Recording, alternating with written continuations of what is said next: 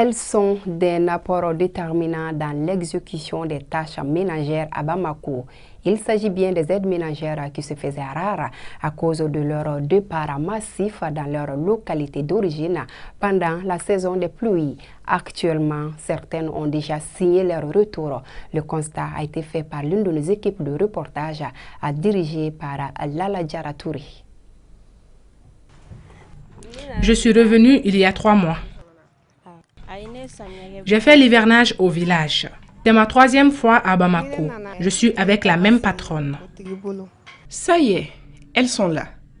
Il y a à peine quelques mois, elles avaient plié bagages pour leurs villages respectifs afin de participer aux travaux champêtres pendant l'hivernage.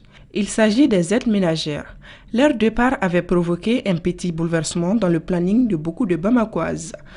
Elles sont désormais incontournables dans beaucoup de familles, car c'est à elles qu'on confie presque toutes les tâches ménagères. La cuisine en passant par la lessive et la vaisselle, sans oublier le babysitting. Elles sont quotidiennement au four et au moulin. Lorsque j'ai pas d'aide ménagère, je me débrouille comme je peux avant d'en avoir une nouvelle. Leur aide est précieuse.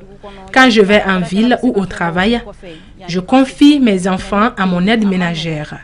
Et quand elle n'est pas là, c'est pas du tout évident.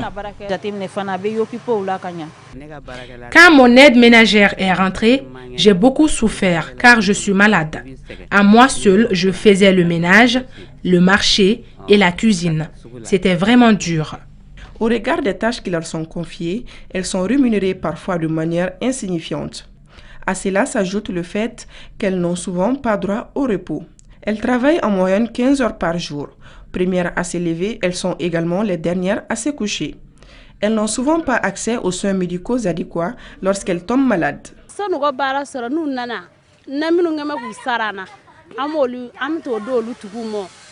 Quand elles viennent du village, on les place dans des familles auxquelles nous avons confiance. Dans certaines familles, les aides ménagères ne mangent que la nourriture qui a fait plusieurs jours au frigo. Certains employeurs sont malhonnêtes et ne payent pas correctement les servantes. Quand elles tombent malades, certaines sont soignées par leur employeur. Mais d'autres employeurs déduisent les soins médicaux de leur mensualité. La plupart d'entre elles sont venues chercher leur trousseau de mariage.